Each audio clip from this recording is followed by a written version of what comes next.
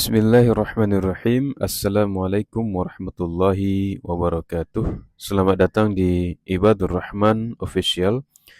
Baiklah, pada video kali ini kita akan membahas tentang taharah. Mari kita simak video ini sampai selesai dan jangan lupa klik like and subscribe serta aktifkan notifikasinya.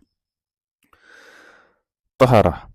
Taharah atau bersuci adalah menghilangkan najis dengan cara berwudu atau dengan mandi untuk mereka yang junub, haid, dan nifas. 1. Ada beberapa alat bersuci yang ditentukan oleh syariat, yaitu yang pertama, air, dan hukum-hukumnya disebutkan di bawah. Yang kedua, debu yang suci, atau yang tidak ada padanya warna atau rasa atau bau najis. 3. Kerikil atau batu dipakai untuk istinja. Yang keempat, tanah dipakai untuk mensucikan najis jilatan anjing. Ada 5 jenis air dengan hukum-hukum yang melekat di dalamnya. Yang pertama, air mutlak. Air mutlak adalah air asli yang memang dari asalnya bersih atau suci dan tidak bercampur dengan sesuatu apapun. Contoh air mutlak adalah air hujan, air sumur, air mata air, air danau, air sungai, air salju atau es yang mencair, dan air laut. Yang kedua, air bekas atau mustakmal, yaitu air mutlak bekas basuhan atau gosokan berwudu dan mandi. Hukumnya suci dan mensucikan seperti halnya air mutlak, sebab air itu asalnya suci. 3. Air bercampur atau mujawir. Air mutlak yang bercampur dengan benda suci tanpa bersenyawa dengannya, seperti lumut, tanah liat, dan sebagainya. Hukumnya suci dan mensucikan selama masih terpelihara kemutlakannya. Yang keempat, air bersenyawa atau mukhalid, yaitu air mutlak yang bercampur dengan benda suci dan bersenyawa dengannya, seperti air teh, air kopi, dan sebagainya. Hukum air bersenyawa ialah suci tetapi tidak bisa mensucikan. Yang kelima, air mutlak terkena najis. Apabila najis itu mengubah rasa atau warna atau bau, maka air itu menjadi najis dan tidak dapat dipakai untuk bersuci.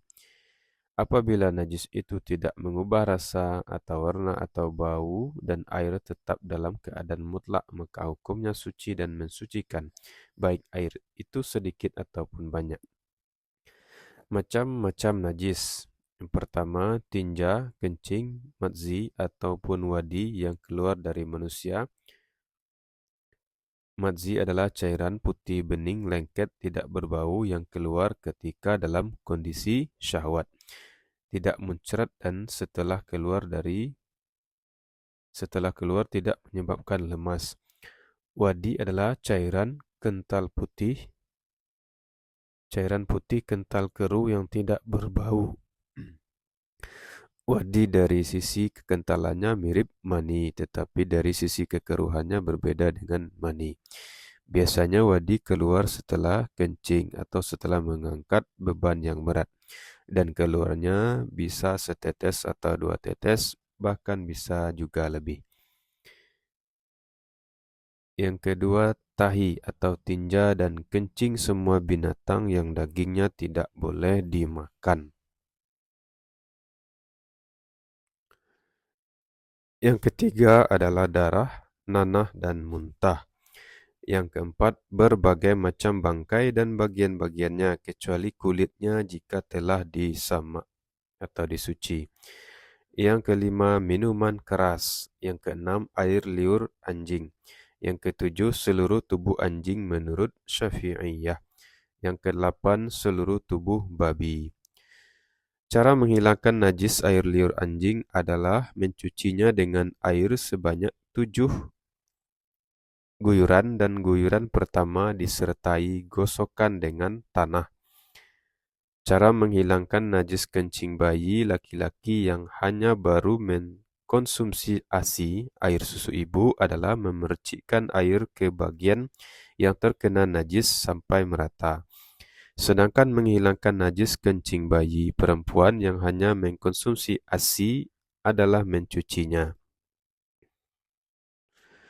Cara menanggulangi najis pakaian yang terkena darah haid adalah membersihkannya dengan air sambil menggosokkannya. Jika perlu dikerik, kemudian membilasnya. Cara membersihkan najis pakaian dari air madzi adalah dengan menuangkan air pada bagian yang terkena sampai terbasahi. Kemudian cara mensucikan tanah yang terkena kencing adalah dengan menuangkan atau menyiram air yang cukup ke atas tanah yang terkena kencing tersebut. Demikianlah pembahasan tentang taharah. Semoga bermanfaat bagi kita bersama. Jangan lupa klik like dan subscribe-nya serta aktifkan notifikasinya sehingga para pemirsa dapat mengetahui pembaharuan video-video lainnya. Terima kasih atas perhatiannya. Wassalamualaikum warahmatullahi wabarakatuh.